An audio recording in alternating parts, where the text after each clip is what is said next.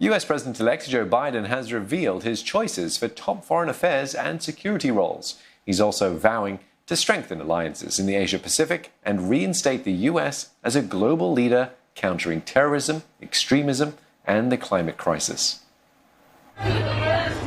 America is back. That's the message from President-elect Joe Biden as he unveiled his first round of nominations for his new cabinet. He says his focus is clear: to strengthen alliances with the rest of the world and move away from the America First approach of President Trump. It's a team that will keep our country and our people safe and secure. And it's a team that reflects the fact that America is back, ready to lead the world, not retreat from it. Once again, sit at the head of the table, ready to confront our adversaries and not reject our allies, ready to stand up for our values. The president-elect has chosen candidates with years of experience to fill his top posts. Secretary of State nominee Anthony Blinken worked for Bill Clinton and Barack Obama, while climate change envoy John Kerry is a veteran of US politics and even ran for president in 2004. But there's a fresh feel too, with Avril Hain set to be the first female director of national intelligence and Alejandro Mayorkas, the first Latino Homeland Security boss. We have to proceed with equal measures of humility and confidence. Humility because, as the president-elect said, we can't solve all of the world's problems alone. We need to be working with other countries. We need their cooperation. I want to say to you, America is back. Multilateralism is back. Diplomacy is back. President Trump's efforts to overturn the election results continue to face setbacks. Pennsylvania and Nevada are the latest states to certify victory for the Democrats, following on from Michigan earlier in the week. The president continues with his duties for now, pardoning a turkey at the White House in an annual Thanksgiving tradition. He still hasn't conceded, but has allowed the formal transition process to begin. Well, Simon Marks joins us live now from Washington, D.C. So, Simon, what's been the reaction to Mr. Biden's cabinet picks so far? Any problems with his new hires? Well, so far, I think he's been selecting quite carefully with an emphasis on confirmability. Can he get these people confirmed by the Senate?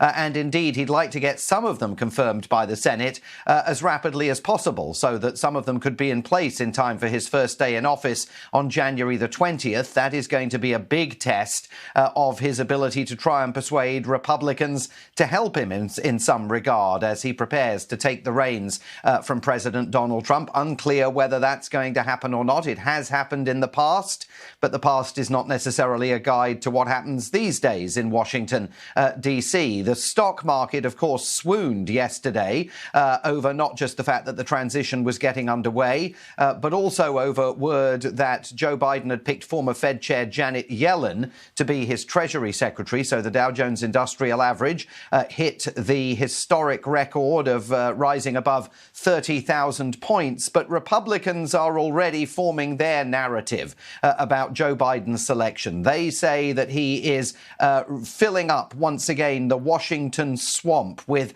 Ivy League elitists. That was the phrase used by Republican Senator Marco Rubio, a man who oddly has not yet conceded that Joe Biden is the president-elect, but is weighing in on some of Joe Biden's cabinet selections and very negatively, saying that they represent old-style interests here in Washington, D.C., and not, in any sense, the will of the American people. So some tough days ahead for Joe Biden, of course, as he tries to get all of these selections confirmed and in place, and an early test coming of his ability to work with Republicans.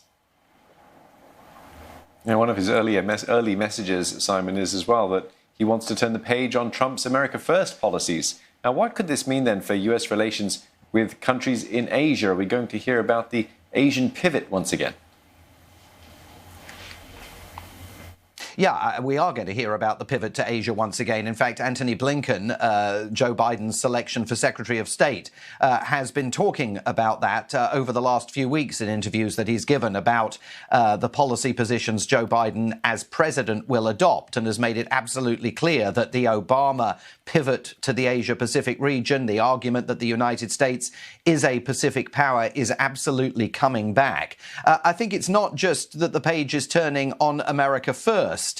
It's that the page is turning on America alone. That isolationist thread within President Trump's foreign policy is going to be completely overturned as soon as Joe Biden gets into office. This is someone who's personally committed to advancing the cause of multilateralism and who is now surrounding himself in government with people committed to advancing the course of multilateralism. So in terms of the US approach to China, in terms of the US approach to the region more broadly, this is not going to be an administration that asks for a head count of those countries that are with the United States or against the United States. This isn't going to be a moment where countries are forced to choose. Are you with Washington or are you with Beijing? This is going to be a much more subtle approach to foreign policy in the region. Its critics, Trump supporters, will argue that that threatens to blur some of the lines that the Trump presidency has drawn, particularly with regards to China. But let's see where Joe Biden takes things once he gets into office. Yes, we will watch with interest from here in Asia especially. Thanks very much for that, Simon Mark, speaking to us from Washington, D.C.